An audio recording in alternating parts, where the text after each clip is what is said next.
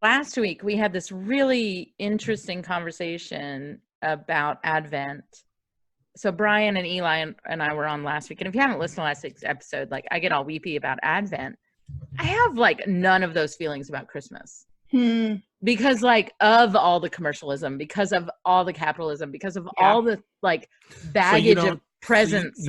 So you don't consider Advent to be part of the Christmas tradition? You're making a distinction between Advent and Christmas, and everything that I talked about theologically last week, right? That might have been a part of the show I didn't listen to. That's right. About the incarnation of God, of my belief in the waiting and the renewal of God's love in the world, right? Mm-hmm.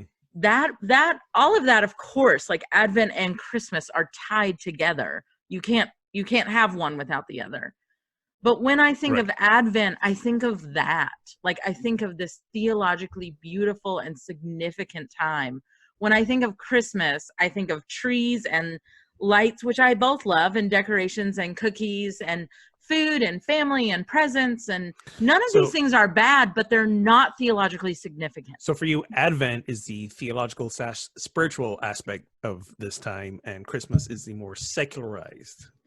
Well, we've made it that way, right? Okay. Like, yeah, I mean, actually, what that made me wonder, maybe I'm stating the obvious here, but is what makes Advent stand out, that it is inherently countercultural to the season, right? Like it's calling for waiting and patience and preparation. Like Christmas is all those things too. You gotta wait. I mean, hey, I'm not fighting against Christmas. I'm just saying that like Christmas is a joyful celebratory day, and like our secular interpretation of the entire season mirrors that, whereas Advent is sort of telling us to put the brakes on that mode, right, for a bit longer than secular society. And that's where I want to say, like, if there was a war on Christmas, right, there's not in terms of everything we just talked about.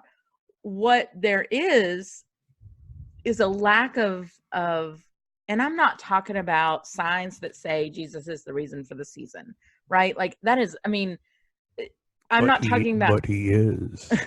But he is. I'm not talking about the kitsch though, right? Like I'm not talking about the shaming decorations out there or songs that make you like, we give thanks to the Lord above because Santa Claus comes tonight, right? Like, I'm not talking about that, which, by the way, is a line from Here Comes Santa Claus. I'm not talking about that. Like, out of all of Advent, Christmas Eve is my least favorite as a pastor. Like, it's a room full of people where half of them I don't even know. Yes, I love that families are gathered together in a pew, but I'm much happier as a pastor when families are gathered in a pew together in the middle of February than I am on Christmas Eve. We pass the candlelight and we sing Silent Night and everybody gets chills and I'm sitting there like going, when can I get out of here? Like, I mean, because I'm tired. And no, I'm not. That's the thing. Like they grow your heart a couple sizes. There you go. Well, because